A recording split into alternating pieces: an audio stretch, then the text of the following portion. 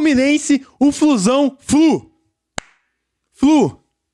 está classificado para as quartas de finais da Copa do Mundo de Clubes. E você, tem amor ao tricolor?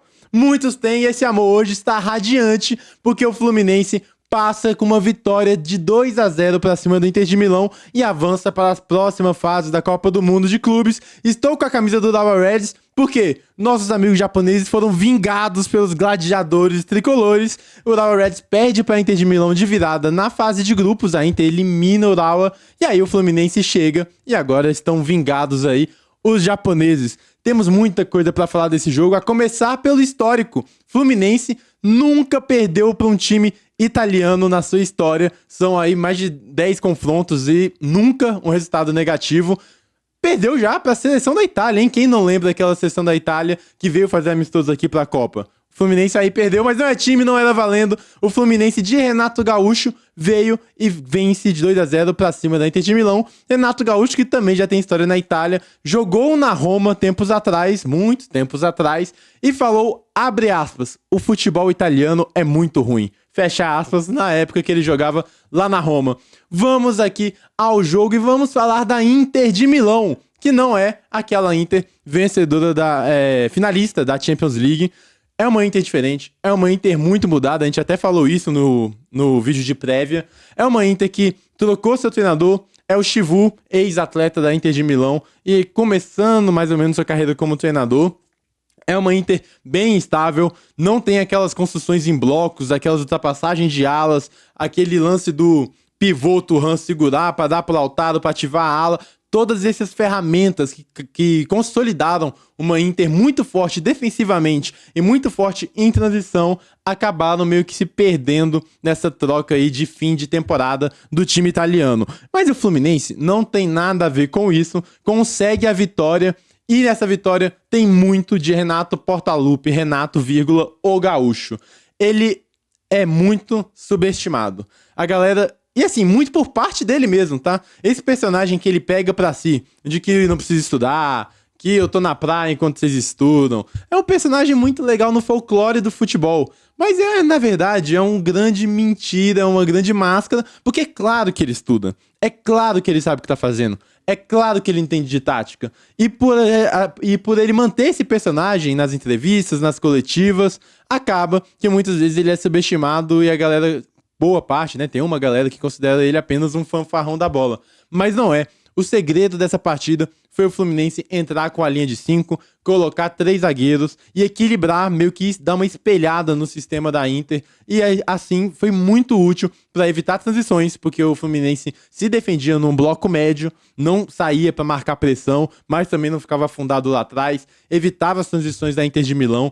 Conseguia muito bem travar os fortes pilares do time da Inter, travar o Barella, travar o funcionamento do Lautaro. De novo, o funcionamento dos alas da Inter de Milão ainda não tá azeitado, esse time não é aquelas coisas, mas o Fluminense fez um jogo que deveria fazer. É difícil a gente falar do jogo perfeito, porque o jogo perfeito ele acaba muitas vezes esbarrando no caos do jogo. Você pode preparar o jogo quantas vezes quiser, você pode ser um ótimo treinador, mas... por melhor que você seja, todo o seu trabalho é feito para reduzir a caoticidade do jogo, o caos do jogo, o aleatório. Você tenta reduzir, mas ele sempre está presente. E o Fluminense, que tem uma força ofensiva gigante, com Arias, que vem sendo o grande jogador de um time do futebol brasileiro nessa Copa do Mundo de Clubes. A galera já tem que ficar de olho aí para onde vai o colombiano, se vai ficar no Flu, porque ele vem fazendo um trabalho excepcional, tanto no sem bola, quanto no com bola, ajuda na jogada do Cano, a bola é cruzada, um desvio e aí vem a aleatoriedade do jogo. É um desvio que mata a defesa da Inter, a bola cai na cabeça do Cano ali na pequena área e o Cano que vem sofrendo com problemas físicos, mas se tem uma característica dele é chutar, finalizar do jeito que dá, do jeito que deu, e ele coloca entre as pernas do ótimo goleiro Sommer para abrir o placar. E aí, quando eu falo dessa aleatoriedade que teve no gol, não é para falar assim, o gol foi sorte, é tudo sorte. Não é, tem trabalho. Mas muitas vezes, para o lado que a moeda cai, faz diferença. Isso pode ser visto mais pra frente. O Fluminense precisou, mesmo fazendo um grande jogo, o jogo do Ignacio é loucura, loucura. Jogo da vida. O jogo do Thiago Silva também não é um monstro à toa. Ele é muito diferente. O jogo do Fluminense é muito bom. Mesmo assim, dependeu de uma ótima defesa do goleiro Fábio. Goleiro Fábio esse, que olha a longevidade dele, né? A galera olha pouco para a carreira, que é a carreira do Fábio, desde Vasco da Gama até no auge do Cruzeiro.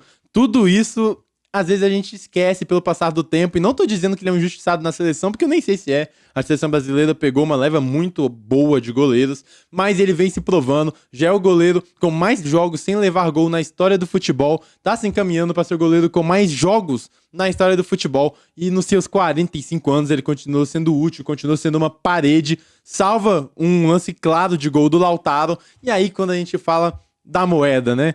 A moeda, às vezes, ela cai para um lado, cai para o outro. O Flamengo, próprio Flamengo, sofreu disso, leva um gol que a bola desvia, bate na trave e entra, um gol contra que ela vai e entra, também bate na trave e entra, e a bola pro lado do Fluminense bateu na trave e não entrou.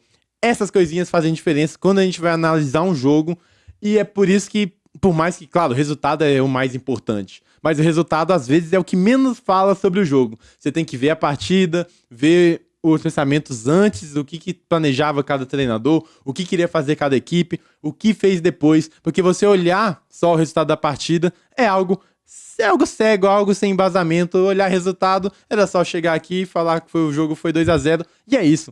2-0, porque quase praticamente no último jogo, Hércules, que o próprio nome já diz o que e o que está sendo essa campanha do Fluminense, que vai ter que cumprir alguns trabalhos, como os trabalhos de Hércules. O primeiro já foi realizado lá no Dortmund, depois foi realizado o segundo e o terceiro na fase de grupos, estamos no quarto. Será que a gente vai chegar aí nos trabalhos até a final? Vamos ver.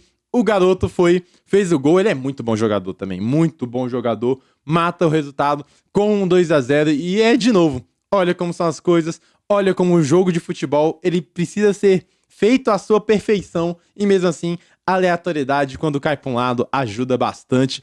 Palmas ao Fluminense, uma ótima atuação de um time que estava instável, um time que jogou muito contra o Dortmund, depois jogou pouco contra o Sun, na minha opinião, não gostei da partida, depois foi muito mal contra o Mamelodi, e aí pega um europeu, o Inter de Milão, e faz o que faz. O Fluminense está classificado e vai pegar... Não é o Manchester City, não. Não é o Manchester City. É o Al Hilal, que é um bom time, é um belo time de futebol, até porque se você faz 4 gols do Manchester City, você tem algo. É um belo time, mas é mais fraco que o Manchester City. Não vamos ter a revanche do outro Mundial, mas teremos um grande jogo. Essa chave tá gostosinha pro Flusão, hein?